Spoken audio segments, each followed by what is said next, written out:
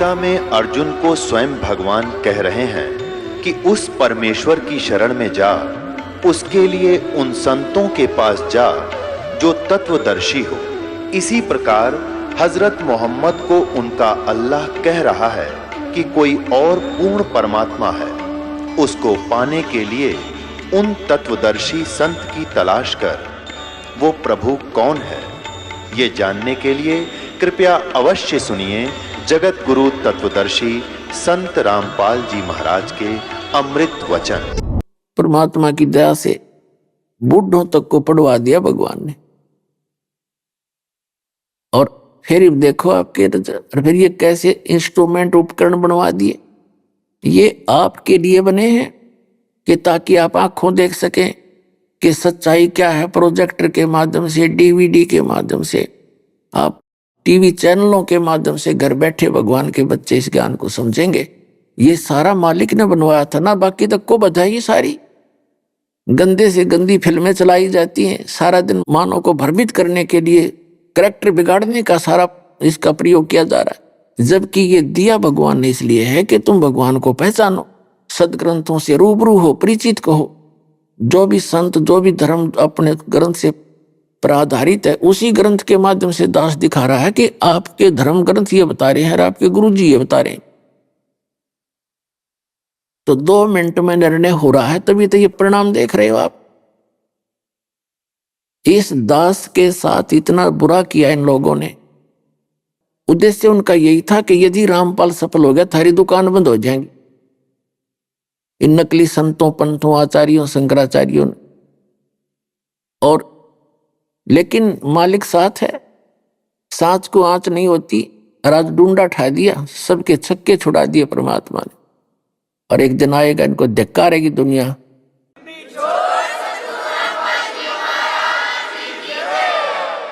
तो पुण्यात्माओं, जो भगवान के मार्ग में बाधा करते हैं वो बिल्कुल मंद बुद्धि के व्यक्ति होते हैं, जिनको दूसरे शब्दों में दुष्ट कह सकते हैं। वो तो ऐसे होते हैं जैसे रेल की पटरी पे अंधा गधा खड़ा हो गया, उसने गाड़ी आने की आवाज सुनी, उसने सोचा कोई तुझे डिस्टर्ब करने के लिए और इधर ही आ रहा है। जिधर से उसको गाड़ी आती महसूस हो रही थी, उस तरफ दोनों पैर कर लिए पिछले कि आण दे निकट, और इसका लात मार। उसने दोनों दलोती मारी। जब गाड़ी निकट सी आली, अंधे ने सोचा ये तो ऊपर चढ़ गया, कौन है तेरे? नोना बेरा मूर्ख, तू खड़ा है रेल के मार्ग में, तेने एक तरफ होना चाहिए था। तो उसने दोनों दलत्ते मारे और वो पटक दिया ठाक। तो कंस ने मारे थे दोनों लात, रावण ने मारे थे, हिरण्यकशिपु ने भी ऐसे अंधे गधे का काम कराया था। और अब भी जो इस दास के परमात्मा के मार्ग में जो बाधा करेगा वो अंधा गधा ही होगा, ये सत्कर मान लेना।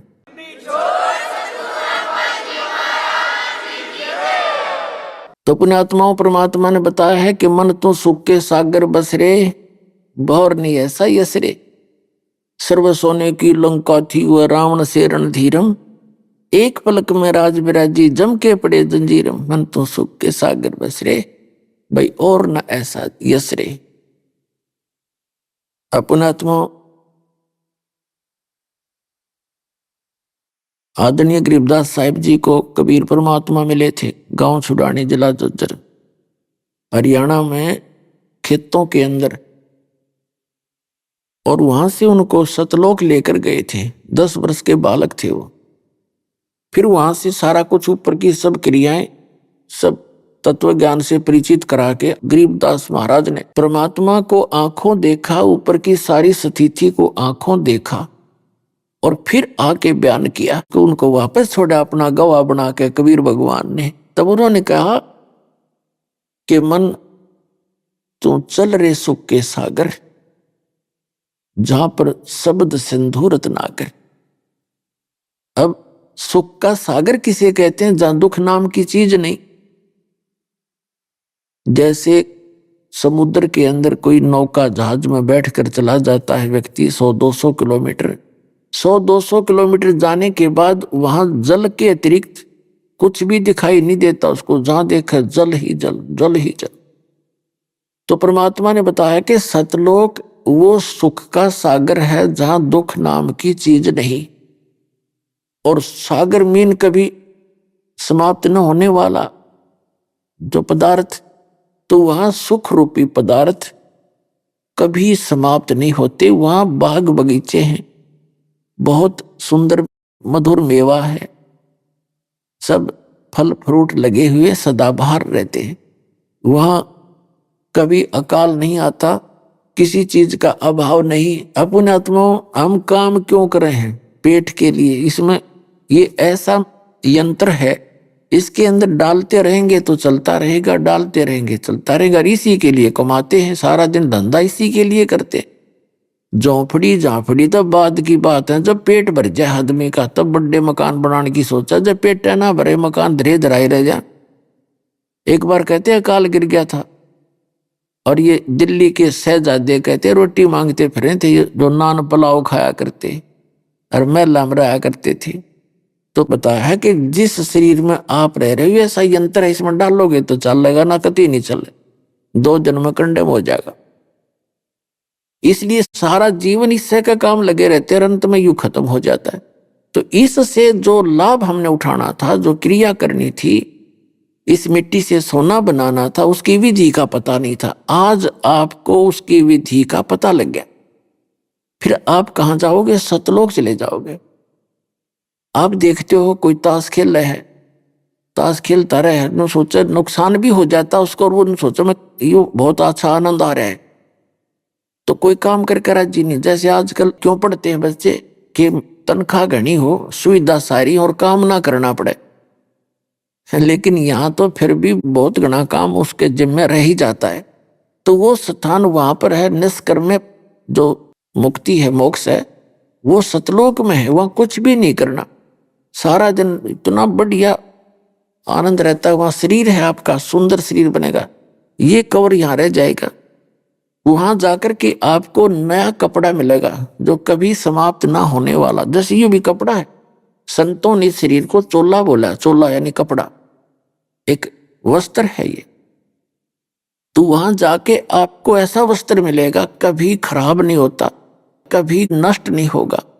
तो वो शरीर आपको मिलेगा, उसमें नाड़ी तंत्र नहीं होगा, उसमें नाड़ी तंत्र नहीं, बीपी हाई लो का मतलब नहीं, कोई राग द्वेष नहीं, कोई अभाव नहीं किसी चीज का। अब जैसे आप यहाँ रह रहे हो, चाहे कोई 10 दिन रुको, महीना रुको, 20 दिन रुकता है, यहाँ बना बनाया भोजन मिला है, बिछे बिछाए मैट और गद्दे रजाई आपको प्राप्त है।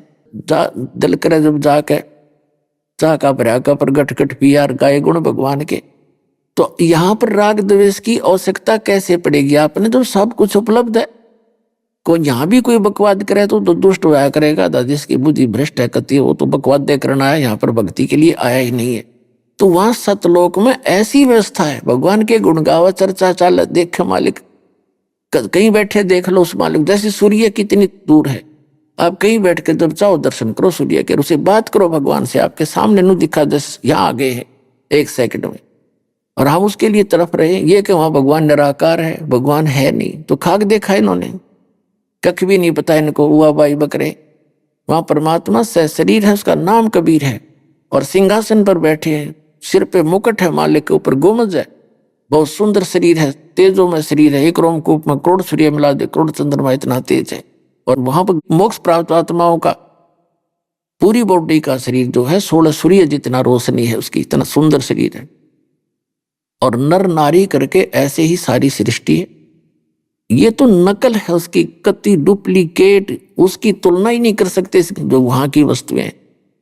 अरे न कख नहीं पता, आज तक सैकड़ों वर्ष हो गए सतलोक सचखंड की बात कर जाने, न कह का नहीं पता। परमात्मा निराकार है, वो चेतन ही चेतन है, प्रकाश ही प्रकाश। उस प्रकाश में टिंडे लेंगे हम, क्या करेंगे जाके जहां भगवान है ही नहीं। कोई आस्था बन सकती है किसी की? और फिर साधना गलत।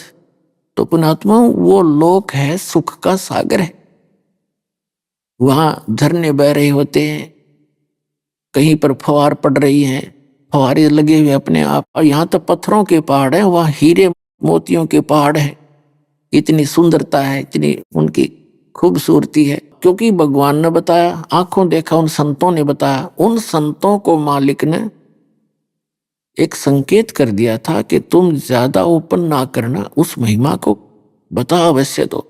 तो उन्होंने कोड वर्डों में तकरीबन बात कही, लेकिन वो न इन संतों का समझ में आई न इन पंथों के।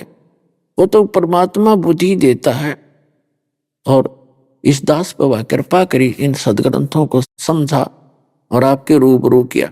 तो क्या बताया है कि वो जो सतलोक है वो सुख सागर है।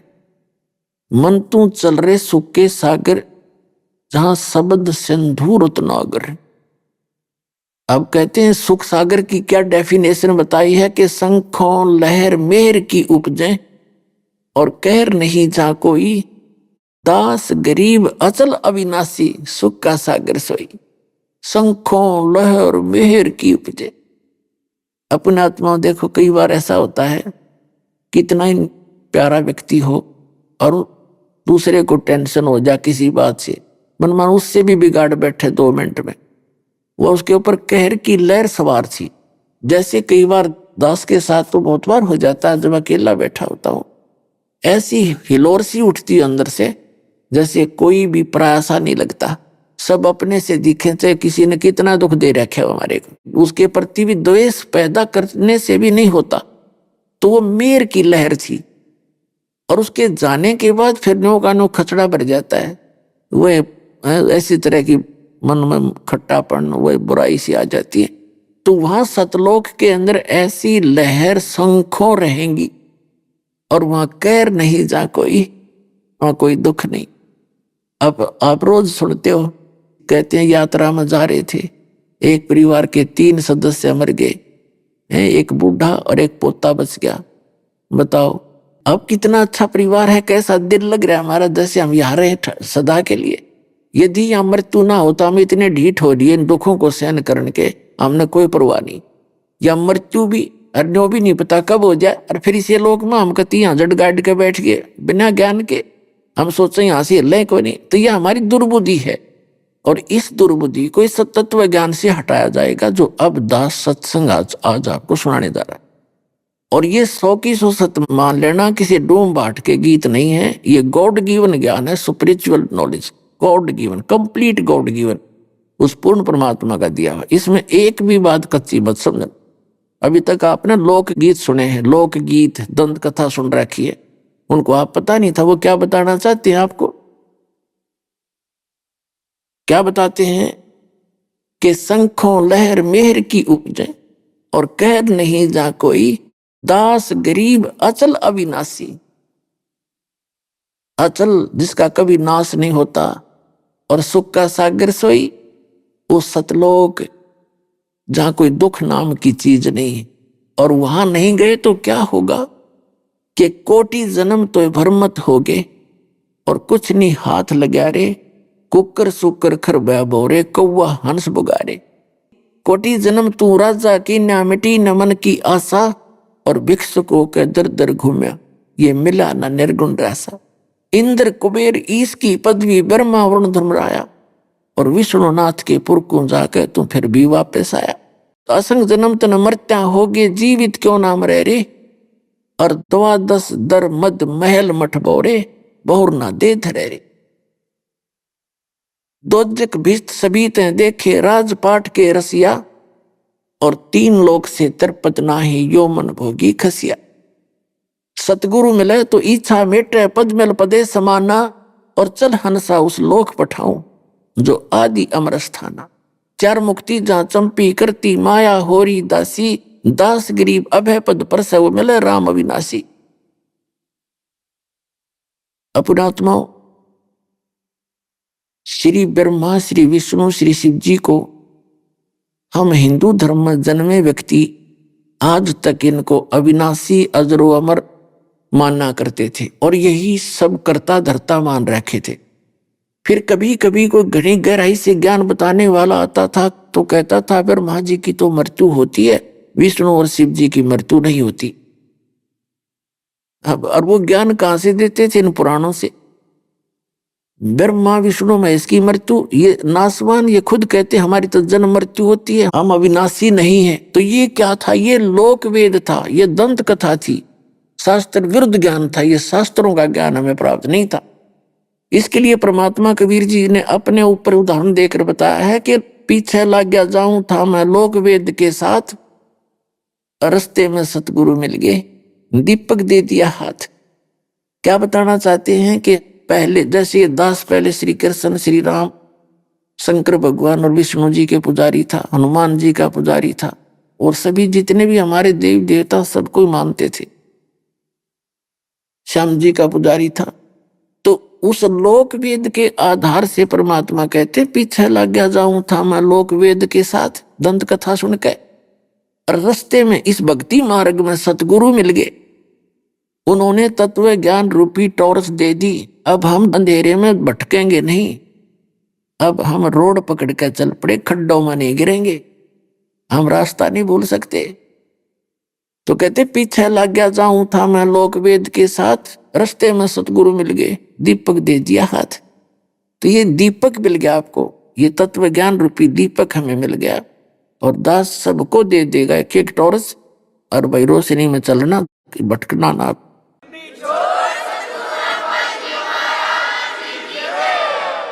अब आपको दिखाते हैं, इन्हीं सदग्रंथों को हम शिरोधार्य माना करते थे। ये देवी पुराण थी, विष्णु पुराण थी, शिव पुराण थे, जितने भी, और इनमें लिखा क्या था? श्रीमद् भगवद गीता, पवित्र चारों वेद, पवित्र गीता, इनको हम शिरोधार्य मानते थे, और हमारे धर्म गुरुओं को इसका कख भी पता नहीं। Even writer of the Gita, writer of the Purana, उनको पता नहीं, राइटर ऑफ द वेद, उनको पता नहीं इनमें लिखा क्या। पुणात्मा और रहम किया दाता ना आपके ऊपर, इस दास को यह बुद्धि दी, इन सदग्रंथों को ठीक से जाना और आप तक पहुंचाया। ये मेर है उस मालिक की ना। ये काल के दूत इतने भयंकर हैं, ये तो ग्रह समझ लो, आपस में लड़ा मारते हैं झूठी बकवाद करके, वो ऐसा है, वो ऐसा है। और मेर करी दाता ने ऐसे इंस्ट्रूमेंट दे दिए। दास को सफलता इसी से मिली है कि सदग्रंथ दिखाए सबसे पहले। दास को इन सदग्रंथों की कति आवश्यकता नहीं थी, क्योंकि जैसे शुरू शुरू में हमारे भक्तों को भी अन्य गुरुओं के चेलों ने, नकलियों ने कहा कि वो किसा गुरु जी है तो पुस्तक पढ़ पढ़ सुनावे, गुरु टीचर तो वो होता मुंह जुबानी सुनावे। मैं कहा इन मुंह जुबानी सुनानिया नाश कर रखे। अब अपनी अपनी कह गए इस दुनिया के माँ, बिन साहिब की बंदगी कहीं ठोर ठिकाना ना। तो दास ने नहीं परवाह करी, आपके रूबरू करता रहा। आज सफलता मिली दास को, नहीं तो ये लालटेन ना दिखाता तो ये और बात बिगड़ जाती। जैसे एक अंदाजा रहा था रात्रि के समय, हाथ में लालटेन जगा करके, लंप ले करके, आगे से बच्चे आ रहे थे उछल कूद मचाते हुए अंधेरे में। उस वृद्ध अंधे ने कहा कि बच्चों देखना, बेटा मुझे दिखाई नहीं देता है, ध्यान से चलना, मुझे दिखाई नहीं देता। बच्चों ने देखा कि अंधा आदमी हर लालटेन साथ में ले रखी। बच्चे चारों तरफ खड़े हो गए, कहने लगे बाबा आप सचमुच अंधे हो? कहा बेटा मैं अंधा हूं। फिर लालटेन किस लिए ले रखी आपने? ये लैंप किस लिए जगा रखा? कि तुम आंखों वालों के लिए कहीं मुझ बुढ़े मार दो टक्कर, घेर दो मुझे, तोड़ दो बांग तक, तो तुम आंखों वालों के लिए है ये लालटेन। मेरे से बचकर चले जाओ अंधेरे में, मेरे से ना टकराओ। तो पुण्यात्माओं ये सदग्रंथ रूपी लालटेन दिखा दी, दास बच रहा है। ना तो ये कसाई मरवा देते तो पहले, क्रोथा कांड इसी का परिणाम था। लेकिन सफलता इसलिए मिली कि हमारे पास सदग्रंथ थे, रूबरू कर रखे थे बच्चे बच्चे के। तो न्यू के नो स्टेनलेस स्टील रहे मेरे जितने अनुयायी थे, और आज पूरे विश्व में जाएगा ये।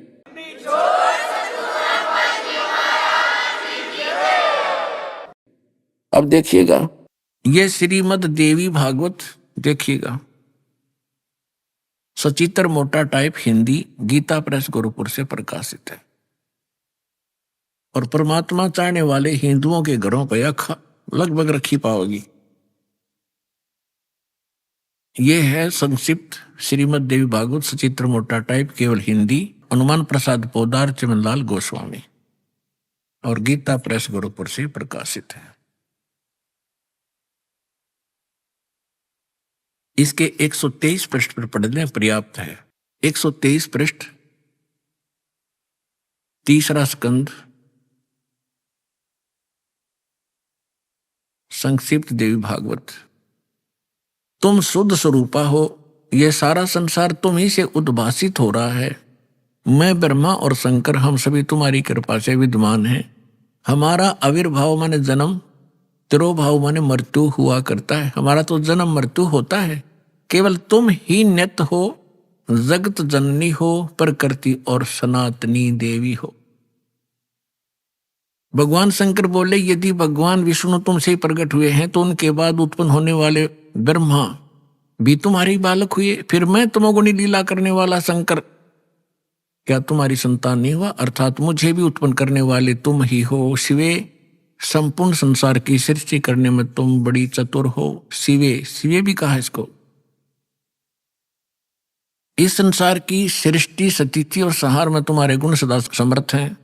उन्हीं तीनों गुणों से उत्पन्न हम, तीनों गुणों, रजगुण ब्रह्मा, सतगुण विष्णु, तम गुण शिव जी, उन्हीं तीनों गुणों से उत्पन्न हम ब्रह्मा, विष्णु एवं शंकर नियमानुसार कार्य में तत्पर रहते हैं। अब इससे 4 कंसेप्ट क्लियर हो गए। नंबर 1, ब्रह्मा विष्णु महेश नासवान है, और नंबर 2, दुर्गा इनकी माता है। नंबर 3, प्रकृति दुर्गा को कहते हैं, और नंबर 4, रजगुण ब्रह्मा, सतगुण विष्णु, तमगुण शिव जी, और नंबर 5 कि ये केवल आपको वर्क डन दे सकते हैं, नियमित कार्य। जैसे आपके नियमित में, आपके संस्कार में दुख है तो दुख मिलेगा, सुख है तो ये सुख दे देंगे, इसमें कोई परिवर्तन नहीं कर सकते। आप सुना भी करते थे एक लोकवेद गीत, लोकगीत कि जैसे कर्म करेगा वैसे फल देगा भगवान, और यू है गीता का ज्ञान। गीता का ज्ञान तो दास बताओगा, वो है गीता का ज्ञान। तो ये भगवान इतने ही थे, ये जैसा कर्म करा वैसा ही दे सकते हैं। लेकिन यदि हमारे संस्कार में दुख है और वो दुख है निवारण नहीं हुआ, तो भक्ति में रुचि कैसे बनेगी प्राणी की? वो भक्ति कर ही नहीं सकता। तो काल ने तो जो जाल फैलाया था इसी तरीके से कि सब नास्तिक हो जा, भक्ति करे नहीं, इन बकवादा में अपना जीवन नाश करके यहाँ कोठी बंगले बना, फैक्ट्री ला, हेलीकॉप्टर में धक्के खा कर ये फिर मर जा, फिर गधे बने अंडे। इसका तो ये फार्मूला है। परमात्मा ने दया कर रखी है, ई पुण्यात्माओं, ये वो प्राइम टाइम आ गया। यो मोक्ष युग है आपका, मुक्ति युग समझ लेना। अभी तक तो भक्ति युग कहा करते, यो मुक्ति युग आ गया। और ईब आपका बहुत आसानी से मोक्ष होगा, बस थोड़ी सी सावधानी रखियो। भक्ति करना, बकवाद त्याग देना। जैसे कोई बच्चा कॉलेज में, स्कूल में, विद्यालय में बकवाद करता है, दारू पीवे, सिनेमा देखकर वो काम करे नहीं। देखो, विद्यार्थी जीवन में बड़ा संयम रखना पड़ता है, तभी वो सफल होता है। फिर आगे जाकर ठाठ मिलते हैं उसको वहां के वर्क डन के।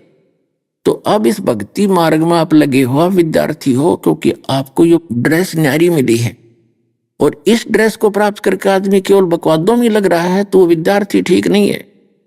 ये जो मनुष्य जीवन जिसको मिला है, पूरी पृथ्वी पर जितने भी प्राणी हैं, चाहे वो किसी धर्म मजहब के, वो सारे विद्यार्थी हैं।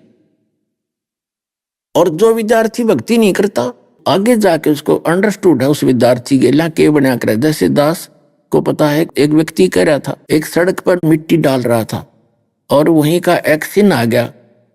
उसके जाने के बाद वो चेकिंग करके चला गया, तब वो व्यक्ति बता रहा था कि ये मेरा सहपाठी था, ये तो पढ़ा करते, राम बकवाद करा करते।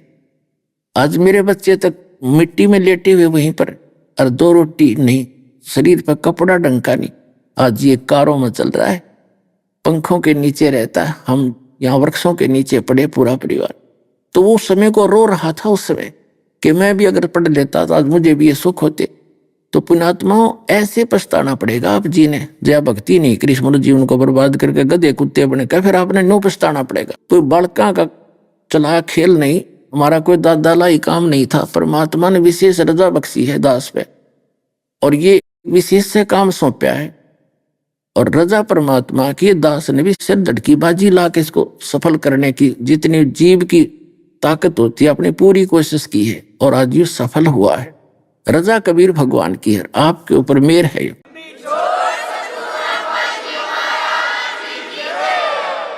तो आप जी भी थोड़ा सा सावधानी बरतना। ये विद्यार्थी काल है आपका, चाहे 50 वर्ष का है, चाहे 60 वर्ष का, चाहे 80 वर्ष का है। आप जब शरीर छोड़कर जाओगे उसके बाद ही सब कुछ मिलेगा।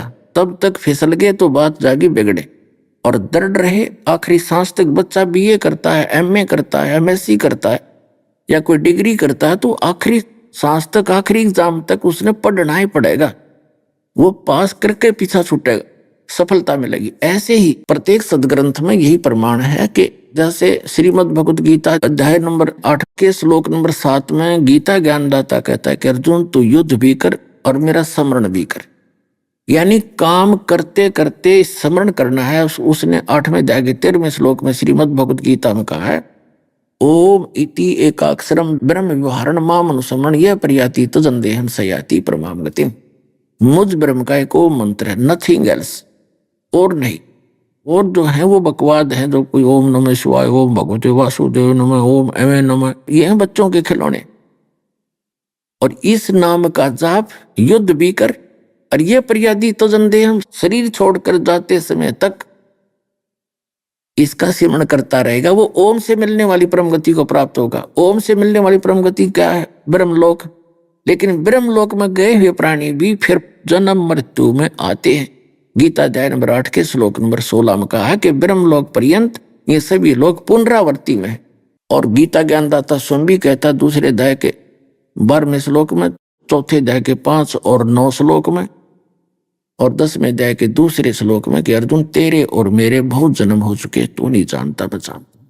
इसलिए गीता ज्ञानदाता का मंत्र ओम है, ये ब्रह्म है। श्री कृष्ण में प्रवेश करके प्रेत की तरह बोल रहा था। फिर इसने बताया कि मेरी साधना भी काम करते करते कर और अंतिम सांस तक कर, तो तब मेरे वाली उपलब्धि मिलेगी। और तुझे पूर्ण मोक्ष चाहिए, शाश्वत स्थान चाहिए जहां जाने के बाद कभी लौटकर प्राणी नहीं आते।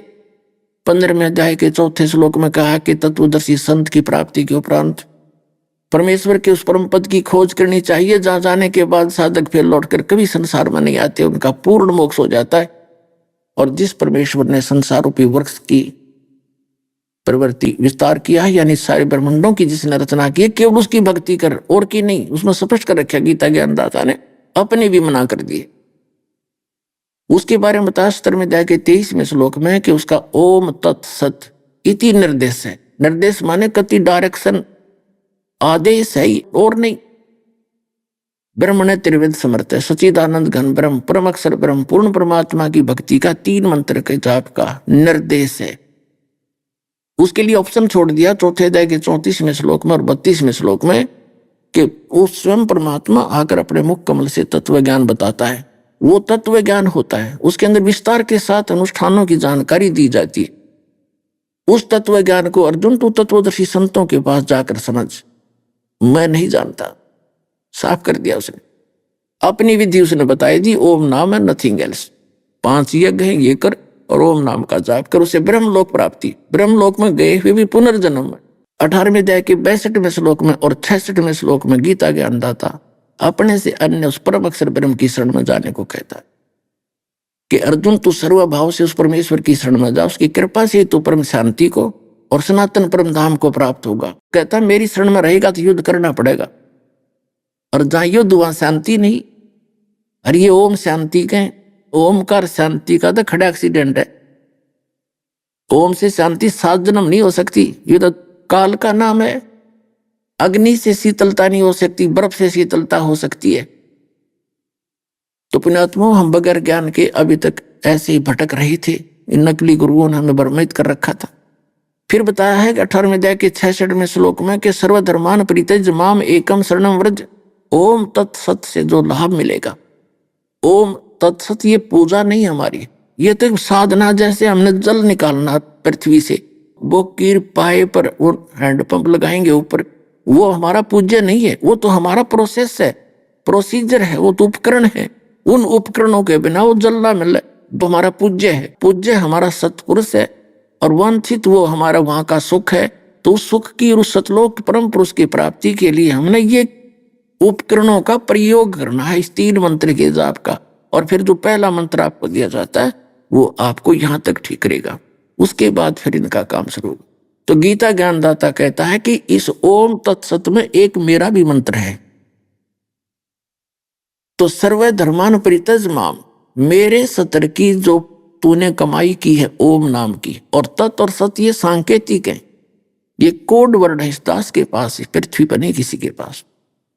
तो कहती ओम नाम का जाप तो मुझे छोड़ देना। हम क्या करते रहे पहले, ओम नाम का जाप और ये 500 यज्ञ करके हम ऊपर के लोकों में ब्रह्मलोक में चले जाते। इसने वहां एक नकली सतलोक ब्रह्मलोक में, नकली अलखलोक, अगमलोक, अनामी लोक तक की रचना झूठी कर रखी है हमें मूर्ख बनाने के लिए, और हमारी पूंजी का वहां नाश करवा देता ज्यादा सुख सुविधाएं दे करके।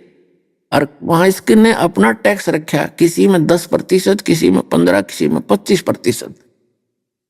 तो ये इस हमारी कमाई से स्वयं भी सेठ बना रहता है, अपना काम भी नीचे अटकलबाजी से चलाता है ये कंगाल।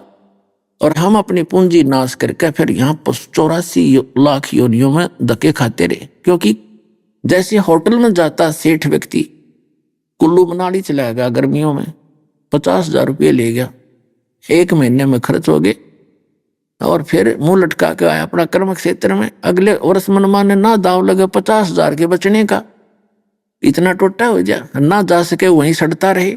तो ये तो ऐसे स्वर्ग और महास्वर्ग इन इसके ऐसे हैं। और वो सतलोक सदा सुख, वहां कोई दुख नहीं किसी बात की। वहां जाने के लिए इन 3 मंत्रों की विशेष जो है ना योगदान है इनका। तो ये कहता सर्वधर्मान परित्यज्य, मेरे सतर की जितनी धार्मिक क्रियाएं हैं, ओम नाम का जाप और ये सब, ये जो जितनी भी यज्ञ हम करते हैं, ये हमने इसको देनी है। और जब तक हम रहेंगे इसके बदले में हमें यहाँ के सुख मिलते रहेंगे। प्रथम मंत्र और ये सारा ओम नाम का जाप हम जाके त्रिकुटी पे इसको सौंपेंगे काल को, तब ये हमें छोड़ेगा। तो ये कहता सर्वधर्मान परित्यज्य, मेरे सत्र की पूजा मुझे छोड़ दे, मेरी पूंजी मुझे दे दे, फिर तू उसकी शरण में जा, मुझे कोई चिंता नहीं, चिंता ना करे, तू जा बेशक, मेरा कर्जा दे जा। तो हम इसका कर्जा इस ओम नाम के जाप पे जाएंगे। और बीच में जो तत्व और सत्य हैं ये 2 सांकेतिक हैं। तो एक यहां से हम जब चलेंगे इस काल के लोक से आगे चलेंगे तो 7 शंख ब्रह्मांड का एक और क्षेत्र है, जिसका किराया हम इस तत् मंत्र से उसका पूरा करेंगे। फिर सत मंत्र वो सार नाम है, वो हमें सतलोक में स्थायी स्थान दुआ होगा, ऐसे मोक्ष प्राप्ति होगी। तो ये क्या बताता है कि जैसे सभी संतों ने परमात्मा की भक्ति बहुत आसान बताई है। यजुर्वेद अध्याय नंबर 40 के मंत्र नंबर 15 में कहा कि ओम कर्तु समर कल्बे समर कर्तुम समर। ओम नाम का जाप मेरे, ये तो वेद ज्ञानदाता भी वही है और गीता ज्ञानदाता भी वही है। फिर इसने कहा कि मेरे सत्र का जो ओम नाम का जाप करना है तो काम करते करते सिमरण कर, विशेष कसक के साथ सिमरण कर, और मनुष्य जीवन का परम कर्तव्य जान के, क्योंकि मनुष्य जीवन भक्ति के लिए मिला है इसलिए सिमरण करें। फिर बताया कि वायु अनिलम अमृतम अथिदम भस्मांतम शरीरम, जब तेरा शरीर नष्ट होगा, भस्म होगा, उसके बाद तुझे इस ओम नाम के जाप से जो अमृतो प्राप्त होना है वो उससे होगा, जैसे ब्रह्मलोक प्राप्ति होती। और ब्रह्मलोक में गए हुए प्राणी भी वापस आते। फिर 40 में जाके 17वें श्लोक में इस वेद ज्ञानदाता स्पष्ट करा है कि वो पूर्ण परमात्मा तो प्रोक्ष है, वो तो गुप्त है, और मैं ब्रह्म हूं, मेरा ओम नाम है, मैं ओम खम्भ ब्रह्म, मैं ब्रह्म हूं और दिव्य ब्रह्म लोक रूपी दिव्य आकाश में रहता हूं, और वो परमात्मा गुप्त है। उसके लिए 40 में जाए कि 10वें श्लोक में यजुर्वेद में कहा है कि उस परमात्मा के विषय में भाई कोई तो असंभवात कहता है कि वो जन्म नहीं लेता, कभी उत्पन्न होता ही नहीं। कोई संभवात कहता है कि राम और श्री कृष्ण जैसे ये 8-9 अवतार उसी के आते हैं। तो वास्तव ज्ञान वो तत्वदर्शी संत बताओगे वो संभवात है, क्या संभवात है, वो अवतार धारण करता है या कोई और है, वो तत्वदर्शी संत बताओगे, उसकी पूरी जानकारी उनसे सुन ले। वेद ज्ञानदाता ने पल्ला झाड़ दिया, गीता ज्ञानदाता हुई, इसने कह दिया कि उसकी जानकारी 4 अध्याय के 34वें श्लोक में कि उस तत्वदर्शी संतों को पूछ ले। और कुरान शरीफ का ज्ञानदाता जो मुसलमान भाई एक होली बुक मानते हैं, उसका ज्ञानदाता भी यही है। ये उसमें एक सूरत फुरकानी नाम का एक अध्याय है, 25 नंबर है उसका, उसमें 52 से 59 उसके श्लोक हैं। 52 से 59 श्लोकों में स्पष्ट कर दिया है कि वो कबीर नामक परमात्मा है। और ये काफिर उसको मानते नहीं जो आन उपासना करते हैं। तो हजरत मोहम्मद जी से कहा कि तय उनकी बातें मनाना, उनके साथ दृढ़ रहना, संघर्ष करना, उनकी बात मत मानना, लड़ना नहीं। और ये वही है जिसने 6 दिन में सृष्टि रची, 7वें दिन तख्त पर जावे राजा।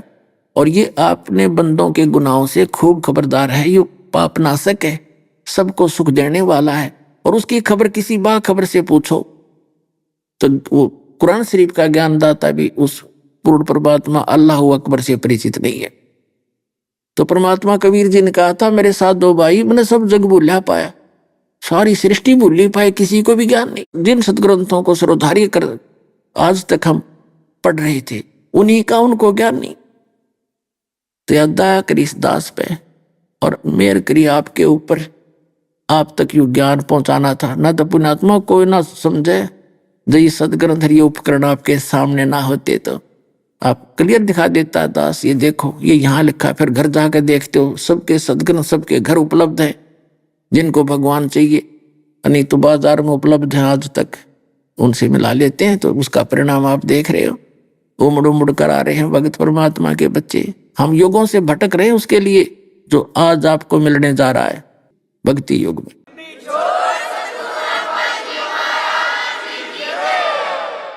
ऐसे ही उस पूर्ण परमात्मा ने अपने तत्व ज्ञान में कहा है, नाम उठत नाम बैठत नाम सोत जागवे, नाम खाते नाम पीते नाम से ती लागवे। इतना सिंपल मार्ग है भक्ति का, इससे आसान कोई काम नहीं पृथ्वी पे। एक रोटी बनाने के लिए बहन कितना सामान जोड़ती है, कि तो चूल्हा लाओगी, कि तो गैस या लकड़ी इकट्ठी करेंगी, फिर चमटा पलटा, फिर कटोरी गिलास पतीला, सब्जी काटे प्याज काटे, पता नहीं कितने तरह के जुगाड़ जोड़ कर 2 रोटी दोनों टाइम बनानी पड़ती हैं। और कति आलस नहीं, और करना पड़ता है, कितना कठिन काम है। और कमाने के लिए कोई मजदूरी कर रहा है, कोई खेतों में अपना खेती कर रहा है, कोई दुकान पर सारा दिन मेहनत कर रहा है, कोई अपनी नौकरी पे कर रहा है, कोई कहीं कर रहा है।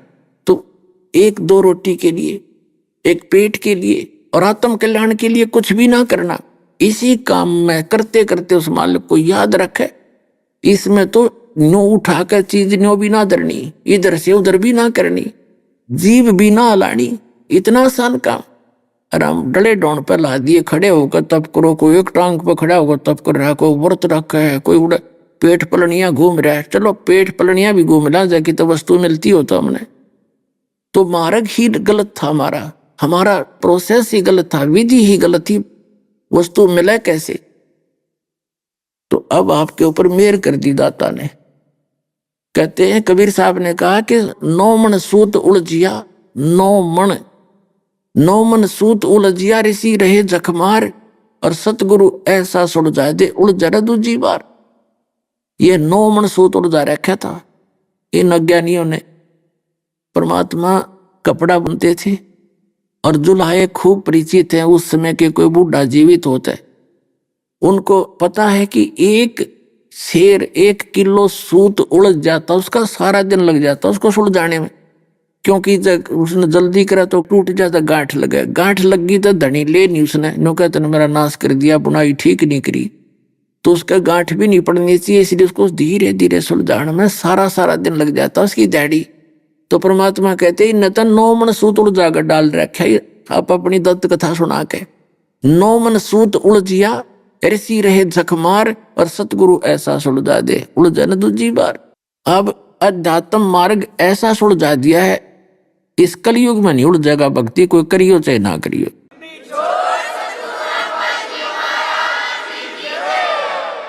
अब जो प्रसंग चल रहा है, अब हम इन ब्रह्मा विष्णु महेश जी को अविनाशी माना करते हैं।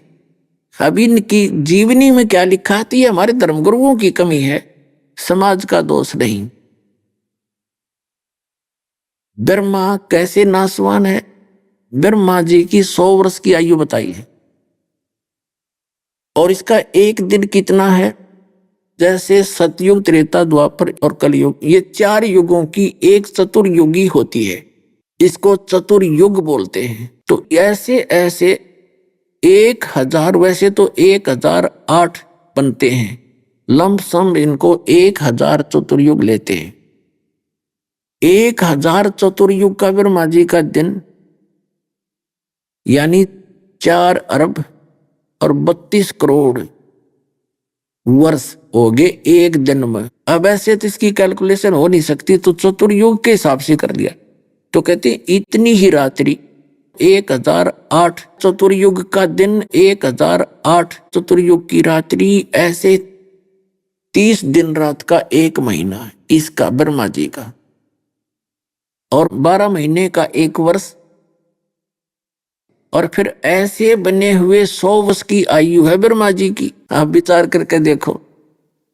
और ऐसे 7 ब्रह्मा जी की मृत्यु के उपरांत एक विष्णु की मृत्यु, 7 विष्णु की मृत्यु के उपरांत एक शंकर भगवान की मृत्यु, तमोगुणी। ऐसे ऐसे 70,000 शिव जब मर जाएंगे, ये क्या होता है? जैसे ब्रह्मा जी की मृत्यु होगी, काल नई आत्मा, पुण्य आत्मा को अपनी पत्नी दुर्गा के माध्यम से द्वारा ये नया बच्चा पैदा करके रख लेता है, उसको कोमा में रखता है, उसको पता होता है इसकी मृत्यु फिक्स है इनकी तो। और उसमें वो युवा होता है, ब्रह्मा जी की मृत्यु हो जाती है, दूसरा ब्रह्मा वहां रख देता गद्दी पर। ऐसे विष्णु जी की मृत्यु होगी, वर्तमान जो विष्णु इसकी मृत्यु होगी, ये चला जाएगा 184 योनियों में, पशु योनियों में, नया पुण्यकर्मी प्राणी को वो विष्णु जी के पद पर रखेगा, उसको सतोगुण युक्त कर देगा, और फिर उसके मरते ही उसको दर देगा। तो ऐसा इसका खेल, ऐसे शंकर जी की मृत्यु होती है। तो ऐसे 70,000 शिव की मृत्यु के उपरांत एक ब्रह्मांड का पूरा विनाश होगा, और ये ब्रह्म रहेगा। ये कहता है मेरी भी जन्म मृत्यु है, तू नहीं जानता अर्जुन, लेकिन इसकी जन्म मृत्यु कौन जाने? जो इसका जनक है, जो इसका उत्पत्ति करता है। जैसे माता पिता अपने पुत्र, अपनी संतान की उत्पत्ति बता सकते हैं माता पिता, लेकिन बच्चे थोड़ी जानते हैं माता पिता की उत्पत्ति को। अभी आपने सुने संत रामपाल जी महाराज के मंगल प्रवचन। आइए अब सुनते हैं संत रामपाल जी महाराज से नाम दीक्षा लेकर सतभक्ति करके अद्भुत लाभ प्राप्त करने वाले अनुयायी के विचार। दोस्तों, हम आज ऐसे समाज में जी रहे हैं जिसमें मानव समाज यही चाहता है कि उसे सुख सुविधाएं प्राप्त हो तथा शारीरिक और मानसिक सुख भी हो, क्योंकि केवल भौतिक सुख आत्मा के लिए पर्याप्त नहीं है। इसके लिए मानव परमात्मा की तलाश करता है। आज हम आपको एक ऐसी श्रद्धालु का सच्चा अनुभव सुनाने जा रहे हैं। ये हैं रानी सुनीता जी, जिन्हें माइग्रेन की इतनी गंभीर समस्या थी कि कहीं सफर भी नहीं कर पाती थी। भगवान की तलाश में उन्होंने मात्र 10 वर्ष की उम्र से ही व्रत उपवास करना शुरू कर दिया था। सुनीता जी मंदिरों में पूजा करती, गुरुद्वारों में सेवा करती और लोगों के घर घर जाकर भागवत और शिव पुराण का पाठ भी किया करती थी। लेकिन फिर भी माइग्रेन की समस्या, पारिवारिक कलह और मानसिक अशांति से उन्हें कोई राहत नहीं मिली। तभी एक दिन उन्हें एक ऐसी पुस्तक मिली जिससे उनके जीवन में उम्मीद की नई किरण जाग उठी। संत रामपाल जी महाराज से दीक्षा लेने के बाद उनकी भगवान की खोज पूरी हुई और उनका जीवन खुशहाल हो गया। अब सुनते हैं रानी सुनीता जी के जीवन के अनुभव की सच्ची कहानी, उन्हीं की जुबानी। बहन जी नमस्कार। नमस्कार सर। क्या नाम है आपका? रानी सुनीता। सुनीता जी कहाँ से आई आप? मैं राजपुरा डिस्ट्रिक्ट पटियाला से फ्रॉम पंजाब से हूँ। आप संत रामपाल जी महाराज जी से कब जुड़े? मैं 14 मई 2017 से गुरुजी से जुड़ी हूँ, संत रामपाल जी से। बहन जी, संत रामपाल जी महाराज जी से नाम दीक्षा लेने से पहले आप क्या भक्ति साधना करते थे? सर देखिए, मैं 8-9 साल की उम्र में ही परमात्मा की खोज में लगी हुई थी। मैं खुद व्रत उपवास करती थी, मंदिरों की सेवा करती थी। यहाँ तक कि मैंने जब जॉब भी की है तो भी वहाँ जॉब करने की बजाय मैं मंदिरों में जाकर ही पूजा अर्चना स्टार्ट कर देती थी। मुझे खोज थी कि ये क्यों होता है। मैं पंडितों से भी यही प्रश्न पूछती थी कि अगर मतलब कि मैंने जैसे कि व्रत रखे हैं, कुछ भी किया तो मुझे वो एक दिन का ही वर्क दंड दे दे। तो वो कहते थे कि बहन जी आपके पाप ज़्यादा हैं, इसकी वजह से आपको ये कर्म दंड लग जाते हैं। तो बहन जी, हम आपसे जानना चाहते हैं कि आपको जो परमात्मा की खोज थी, जो परमात्मा पाने की चाह थी, वो आपकी कैसे पूरी हुई?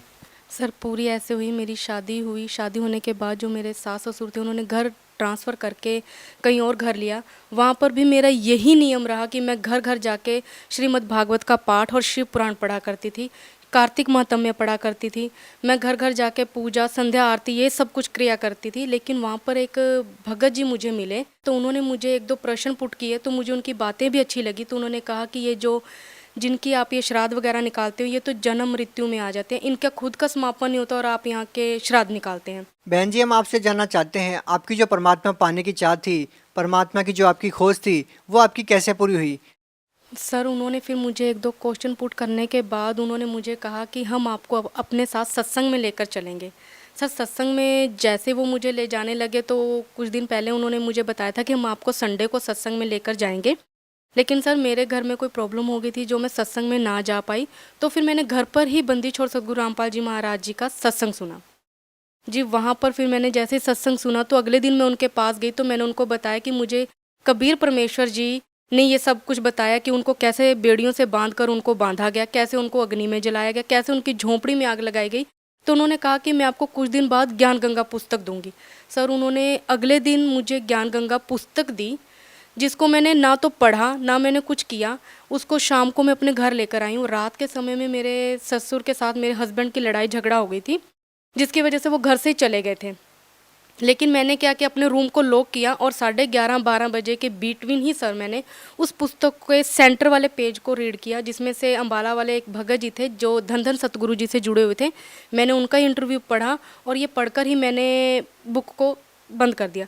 सुबह सर मॉर्निंग में मैंने कनक साफ करते हुए परमेश्वर कबीर साहब जी को देखा, जो मुझे बोल रहे थे कि आप अपनी मम्मी जी से बोलो कि आप नाम दीक्षा लेना चाहते हैं।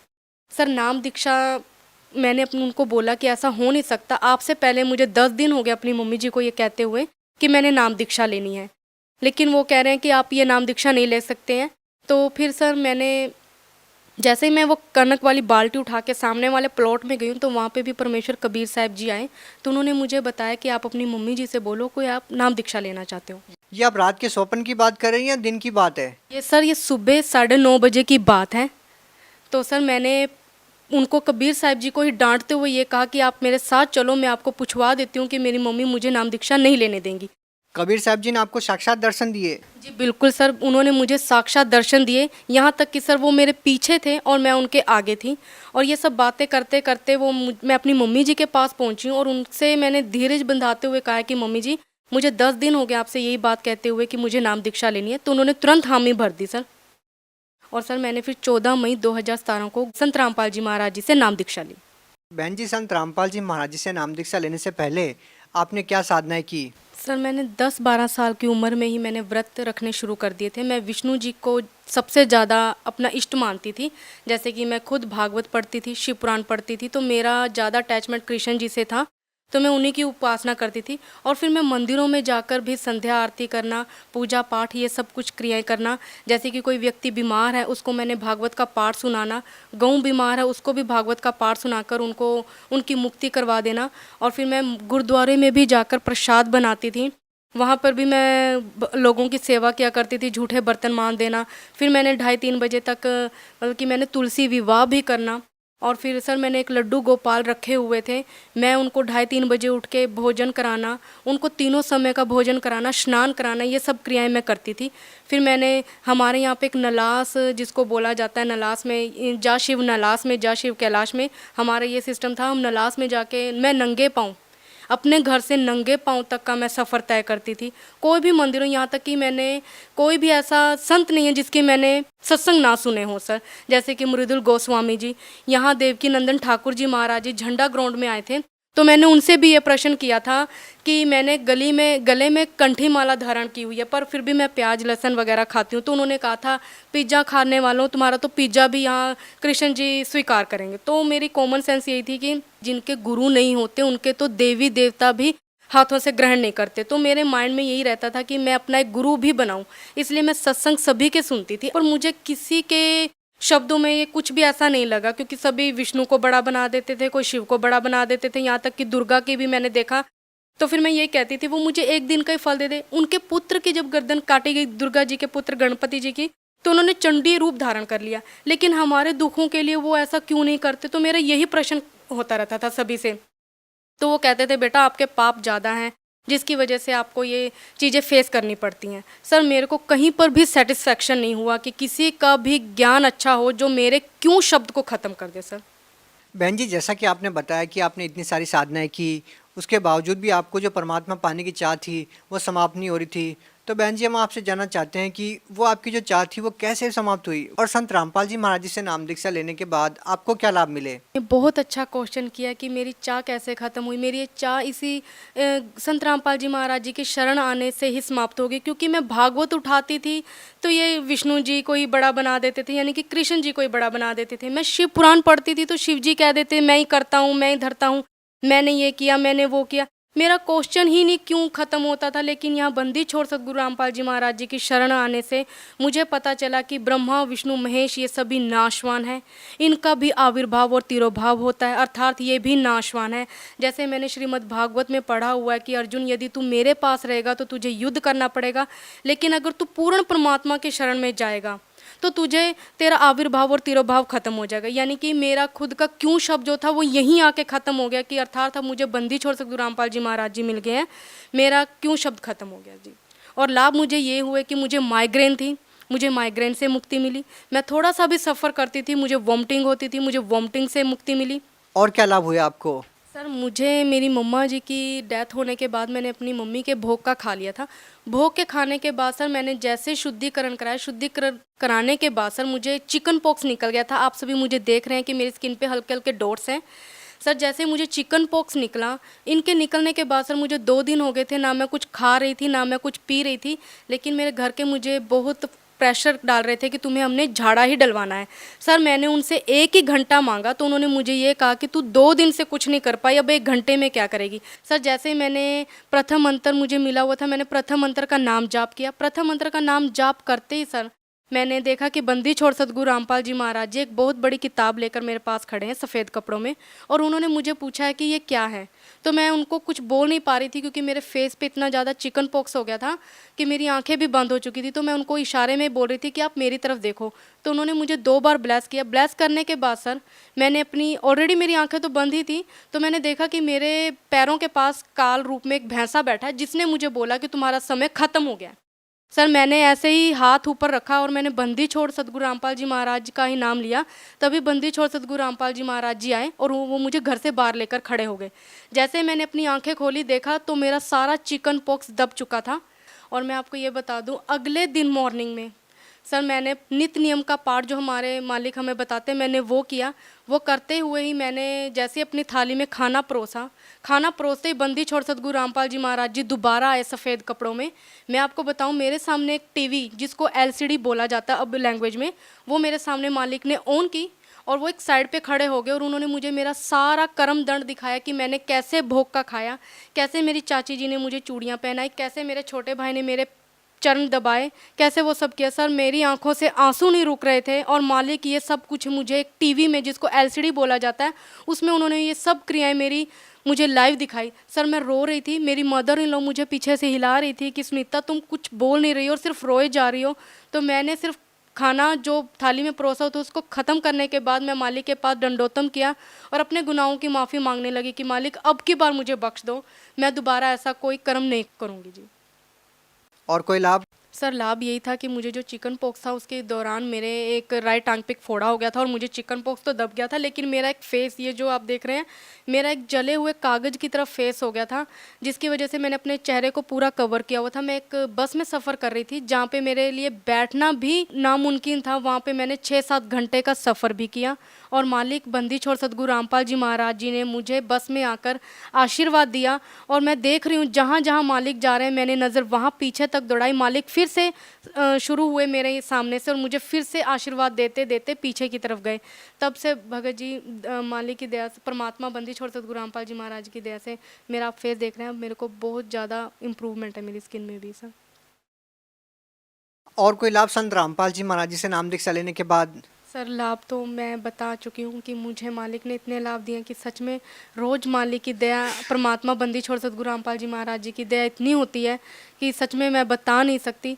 लेकिन फिर भी सबसे बड़ा लाभ यही है कि मुझे मेरे मोक्ष का रास्ता मिल गया है, जिस क्यों के लिए मैं जगह जगह घूमती थी सर। मैंने बाइबल भी रीड की, शिव पुराण भी पढ़ा, श्रीमद् भागवत का पाठ भी करती थी। मैं सभी लोगों को नर्क में डालती जा रही थी कि ये करने से ये हो जाता है, ये करने से ये हो जाता है, लेकिन मूर्ख बना बना के मैंने भी लोगों को छोड़ दिया, जबकि मुझे खुद को ज्ञान नहीं था कि ये तमोगुण और ये सतोगुण ब्रह्मा विष्णु महेश भी नाशवानी है, और मैं सभी को इन्हीं की भक्ति करने के लिए बोल रही थी सर। अब मेरा क्यों शब्द भी खत्म हो गया सर। बहन जी, हम आपसे जानना चाहते हैं कि पहले आप सभी प्रकार की पूजाएं करते थे और आप और लोगों से भी करवाते थे, लेकिन आपको कोई लाभ नहीं मिला और आपकी जो परमात्मा पाने की चाह थी वो पूरी नहीं हो रही थी। लेकिन जब आप संत रामपाल जी महाराज जी से नाम दीक्षा लेते हैं तो आपकी जो परमात्मा पाने की चाह थी वो भी पूरी हुई और आपके जो दुख थे उनका भी निवारण हुआ। तो बहन जी, हम आपसे जानना चाहते हैं कि पहले जो साधनाएं आप कर रहे थे उन साधनाओं को करने से आपको लाभ क्यों नहीं मिला? क्या आप साधना ठीक से नहीं कर पा रहे थे या फिर इसका कोई और रीज़न है? सर साधना ही मेरी गलत थी, क्योंकि मैंने खुद ने जैसे भागवत पढ़ी है तो भागवत में कृष्ण जी ने कहा है कि जिनके गुरु होते हैं, जैसे कि दत्तात्रेय के 24 गुरु थे, अंतिम गुरु उन्होंने परमेश्वर कबीर साहिब जी को बनाया, तब उनको मुक्ति मिली। मैंने खुद ने पढ़ा हुआ था, यहाँ तक कि मैंने शिव जी को भी गुरु बनाया था। मैं कार्ड लाना भूल गई हूँ, वरना मैं आपको दिखाती। शिव जी को मैंने गुरु बनाया क्योंकि मुझे इतना मालूम था कि शिव जी विष्णु जी को ध्याते हैं और विष्णु जी शिव जी को ध्याते हैं। बस यही कॉमन सेंस मैंने यूज़ कर रखी थी, तो इसी की वजह से मैंने शिव जी को अपना गुरु बना लिया। इष्ट मैंने अपने विष्णु जी को ही रखा, लेकिन ज्ञान ही नहीं था क्योंकि इनकी साधना ही सही नहीं थी सर। बहन जी, आप उन साधनाओं को कैसे गलत बता सकते हैं? हिंदुस्तान में लाखों करोड़ों लोग हैं जो उन साधनाओं को करते हैं, वो भी भागवत गीता का पाठ करते हैं, देवी देवताओं की पूजा करते हैं। आप उनको कैसे नकार सकते हैं, उनको कैसे झुटला सकते हैं? सर मैं नकार इसलिए सकती हूँ क्योंकि अब मुझे ज्ञान हो गया बंदी छोड़ सतगुरु रामपाल जी महाराज जी के द्वारा। जैसे कि एक बच्चा एक पोयम को पढ़ते पढ़ते पेज पलटता रहता है कि आगे आगे पोयम है, लेकिन पोयम वो एक ही सुनाता है। जैसे कि मैंने एक रट्टा लगा रखा था कि श्रीमद् भागवत में ये है, लेकिन मुझे खुद को ही नहीं पता था कि ब्रह्मा विष्णु महेश के ये जो गुण हैं, यानी कि ये सतोगुण, ये विष्णु जी हैं। सिर्फ मैं तो ये सोचती थी कि ये विष्णु और ब्रह्मा विष्णु महेश के अंदर कोई गुण है जिसके अकॉर्डिंग ये चलते हैं। मेरा अपना ही नहीं ये ख़त्म होता था। अब जैसे लोगों ने भी रट्टे लगा रखे हैं कि ये सब क्रियाएं करने से ये सब कुछ मिलता है, जबकि ये सब कुछ प्रूफ हमारे बंदी छोड़ सतगुरु रामपाल जी महाराज जी ने कर दिया है। बहन जी, संत रामपाल जी महाराज व अन्य संतों में आप क्या भिन्नता पाते हैं? आपने सभी संतों महंतों के सत्संग सुने, आपने संत रामपाल जी महाराज का भी सत्संग सुना है, तो आपको अन्य संतों व संत रामपाल जी महाराज में क्या भिन्नता नजर आई? सर कभी मुझे किसी संत ने ये नहीं बताया कि ब्रह्मा विष्णु महेश नाशवान है, क्योंकि मैंने खुद ने जैसे मृदुल गोस्वामी जी का, देवकी नंदन ठाकुर जी महाराज जी का, जो आज मुझे सभी देख रहे होंगे, मैं बता दूं, मैंने देवकी नंदन ठाकुर जी का महाराज जी का सत्संग यहाँ झंडा ग्राउंड में सुना था। तो मैंने उनसे भी क्वेश्चन पुट किया था कि मैंने गले में तुलसी माला ग्रहण की हुई है, बट फिर भी मैं प्याज लहसुन खाती रहती हूँ। तो उन्होंने कहा था कि पिज़्ज़ा खाने वालों तुम्हारा पिज़्ज़ा भी कबूल होगा। तो मुझे ये हुआ कि परमात्मा वैसे भी हमारा मन देखते हैं, ये सब चीज़ें क्रियाएँ नहीं देखते हैं। तो सर मैंने अब ये संतों में भी ये देखा है कि वो ब्रह्मा विष्णु महेश को अजरोमर बताते हैं, लेकिन बंदी छोड़ सतगुरु रामपाल जी महाराज जी ने बताया है कि श्रीमद् भागवत में लिखा हुआ है कि 3 स्कंद का 123 पेज पर विष्णु जी उनकी स्तुति करते हुए दुर्गा जी की बोलते हैं कि हमें उत्पन्न करने वाली त्रिदेव जननी आप ही हो। तो शिवजी जी भी यही कहते हैं कि अगर आप ही ब्रह्मा विष्णु महेश जी की उत्पत्ति करने वाली हो, तो क्या मैं तमोगुणी लीला करने वाला शिव जी आपकी संतान नहीं हूँ, अर्थात मुझको भी उत्पन्न करने वाली तुम ही हो शिव। इससे सिद्ध होता है सर कि ये नाशवान है, और ये साधु संत जो दूसरे हैं, नकली हैं, वो हमें इन्हीं की साधना करने को बता रहे हैं। लेकिन बंदी छोड़ सतगुरु रामपाल जी महाराज जी ने ये डिफाइन कर दिया है कि ये नाशवान है, सही ये है और गलत ये है, मतलब कि हमें ज़मीन आसमान का फ़र्क बता दिया सर। बहन जी, एक और प्रश्न आपसे पूछना चाहेंगे। संत रामपाल जी महाराज जी के बारे में ये कहा जाता है कि वो देव देवताओं की भक्ति छुड़वाते हैं, आप क्या कहना चाहेंगे? क्या संत रामपाल जी महाराज जी देव देवताओं की भक्ति छुड़वाते हैं? जी, हमारे बंदी छोड़ सतगुरु रामपाल जी महाराज जी किसी की साधना नहीं छुड़वाते हैं, देवी देवताओं को नहीं छुड़वाते हैं, बल्कि शास्त्र अनुकूल साधना देकर ही हमें मोक्ष का मार्ग बताते हैं सर। बहन जी, आप भगत समाज को क्या संदेश देना चाहते हैं? सर मैं यही संदेश देना चाहूँगी कि इस धरती पर सिर्फ और सिर्फ बंदी छोड़ सतगुरु रामपाल जी महाराज जी ऐसे हैं जो सही मंत्र देकर और सही ज्ञान उपदेश देकर भक्त समाज का कल्याण करवा रहे हैं सर। जी, बहुत बहुत धन्यवाद आपका। जी सर जी।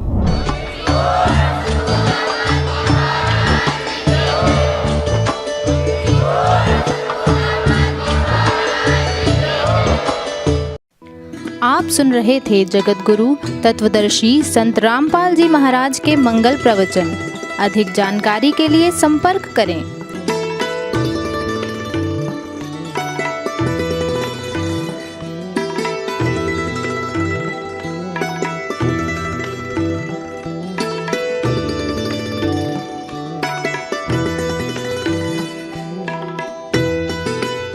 जगत गुरु तत्वदर्शी संत रामपाल जी महाराज जी के पावन सानिध्य में भक्ति की अलख जगाने तथा श्रद्धालुओं को सत्य भक्ति मार्ग का रास्ता दिखाने हेतु कनाडा के लोकप्रिय channel the TV NRI channel पर जगत गुरु तत्वदर्शी संत रामपाल जी महाराज जी के मंगल प्रवचनों का प्रसारण प्रतिदिन सुबह 7:30 बजे से 8:30 बजे तक तथा रात्रि 7:30 बजे से 8:30 बजे तक किया जा रहा है। इस सत्य भक्ति मार्ग को अपनाने के लिए अधिक से अधिक सत्संग प्रसारण देखें। इस सत्संग प्रवचन का सीधा प्रसारण संत रामपाल जी महाराज लाइव सत्संग YouTube चैनल और जगत गुरु संत रामपाल जी महाराज फेसबुक पेज पर भी देख सकते हैं।